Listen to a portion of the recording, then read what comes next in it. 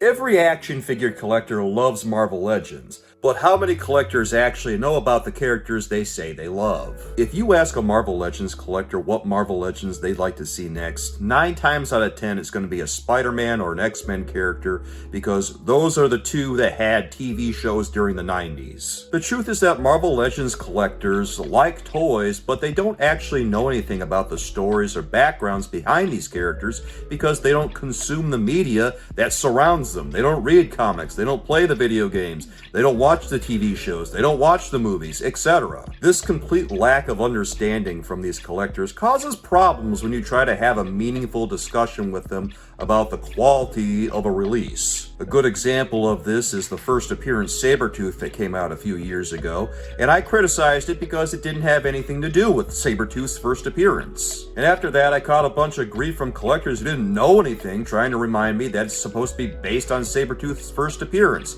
I know that. Do you know that? When you try talking to collectors whose only frame of reference for a character is a TV show that aired 30 years ago, how are you supposed to have a meaningful discussion with that? Why are these people even chiming in when they have such a low base of knowledge? It seems obvious here that they think they know more than they actually do, that they're too stupid to know how stupid they are. But that still doesn't stop ignorant collectors from opening their mouths anyway. It's always something around the lines of, I don't know much about this character, but, or I've never heard of this character, or I remember watching this on TV when I was a kid, or any number of things that make it pretty clear to you that maybe they shouldn't be opening their mouths if they know so little. A fine example of this ignorance was the first appearance Spider-Man action figure. I like the action figure, it's a good release, but I criticized it for not looking anything like Steve Ditko's art. And if you actually read Amazing Fantasy 15, yeah, the art looks way different than the action figure. It doesn't look anything like it. Go back and look at Toy Biz's first appearance Spider-Man, that looks like Steve Ditko's art. But I criticize the Hasbro release, and what happens? I get accused of nitpicking. Same thing goes for the X-Men VHS releases. None of them looked like the animated series, and I criticized them for being so inaccurate.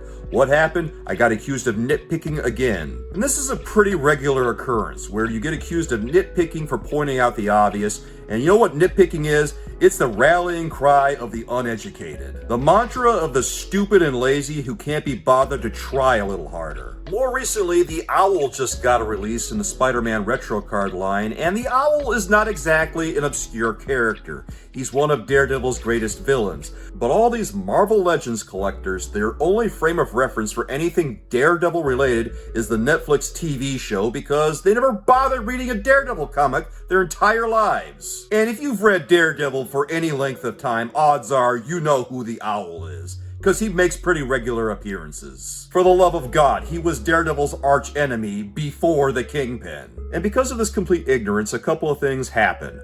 One, if they see a character they don't immediately recognize, they complain until they're blue in the face about it being released. And if not that, then if you find a character that is very obviously not right and you criticize the accuracy, you'll inevitably have a chorus of, "Oh, it looks fine, just be glad we got the character." As if any of us should be on our hands and knees thanking Hasbro for not even doing the bare minimum. The worst thing about this media illiteracy is that it lowers the standards of the line, so we wind up with things like the Spider-Man the Animated Series Venom that came out a few years ago that was cel-shaded, but the details on it were all wrong.